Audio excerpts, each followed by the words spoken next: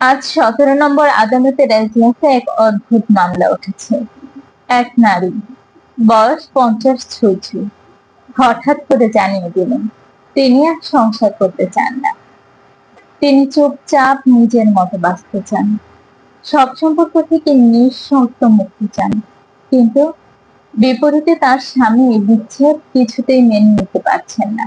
তার যুক্তি, মেয়ে বড় হয়েছে, সংসারটা অনেকটাই গুছিয়েছে, এখন সময় শুধু দুজনে মিলেমিশে একসাথে কাটানো। তবু অনুপমা সেই নারীর নাম। তার নিজের মতো করে বাঁচতে চাওয়ার সিদ্ধান্তে তিনি অটল।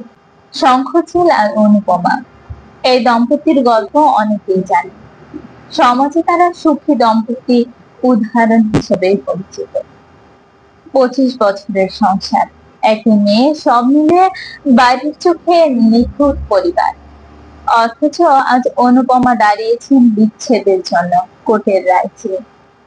বিচারক প্রশ্ন করেন, আপনার স্বামী কি অন্য কোনো সম্পর্কে জড়িত?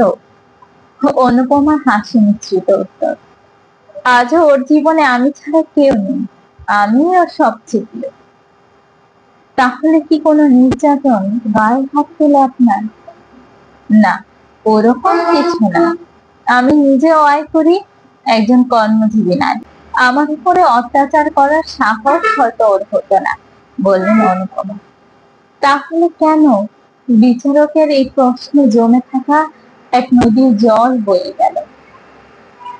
আজকের ভালোটা দেখে আপনি বিচার করতে চাইছেন বিচারক মহাশয়, কিন্তু কেউ দেখেছে আমার গত 25 বছরের ক্লান্তি, প্রতিটি দিনের অবিরাম, প্রতিটি রাতের চুপচাপ কাঁদা? আমার স্বামী একজন ভালো মানুষ, ভালো বাবা, ভালো অফিসার, কিন্তু ভালো প্রেমিক না। সে তা কখনো কোনোদিন হতে পারেনি। আমরা প্রেম করে বিয়ে করেছিলাম, বিশ্বাস ছিল এই সম্পর্কটা হবে বন্ধুত্ব, ভালোবাসা, যত্নে মোড়া। কিন্তু বিয়ের পর সেই প্রেমিক হারিয়ে গেল।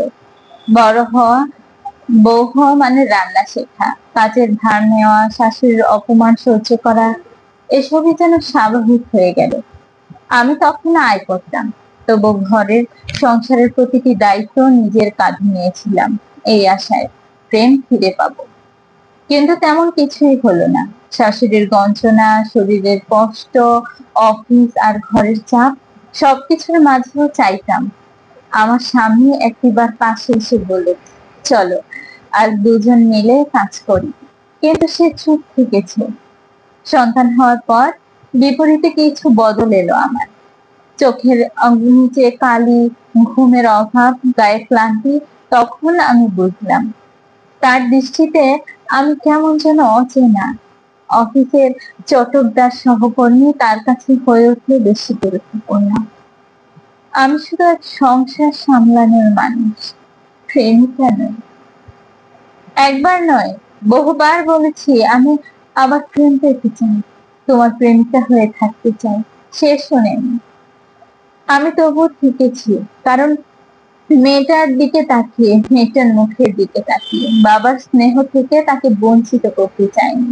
কিন্তু আমার স্বামী, সে একটিবারও অভিমান বুঝতে চেয়েছে আমার?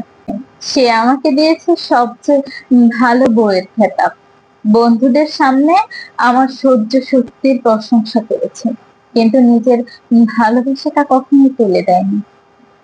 আমি তার একটিবার পাশে থাকাও পাইনি কখনো, একটিবার জিজ্ঞেস করাও পাইনি তুমি কেমন আছো।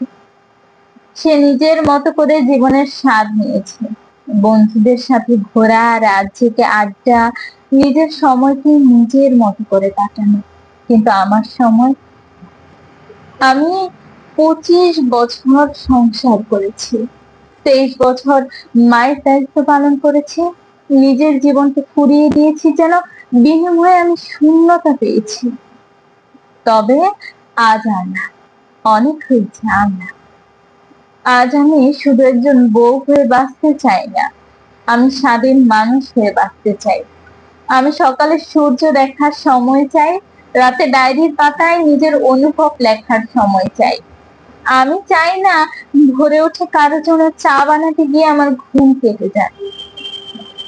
আমি একটু সুখ চাই, নিজের মতো করে একটু শান্তি চাই। যেটা কাউকে বোঝাতে হয় না। একটু ভালোবাসা চাই নিজের জন্য। বেশি কিছু পেয়েছি কি আমি? নারী হয়ে জন্মেছি বলে সারা জীবন দিয়ে যাব, আর কিছু ফিরে পাবো না আমি। আমার জন্য কিছুই ফিরবে না। মনুষ্য জন্ম পেয়েছি বলেই না পৃথিবীর স্বাদ নিতে চাই। তাই আমি নিজেকে মুক্ত করতে চাই, সম্পর্কের মেকি দায় থেকে নয়, জীবনের প্রতি নতুন ভালোবাসার খোঁজে।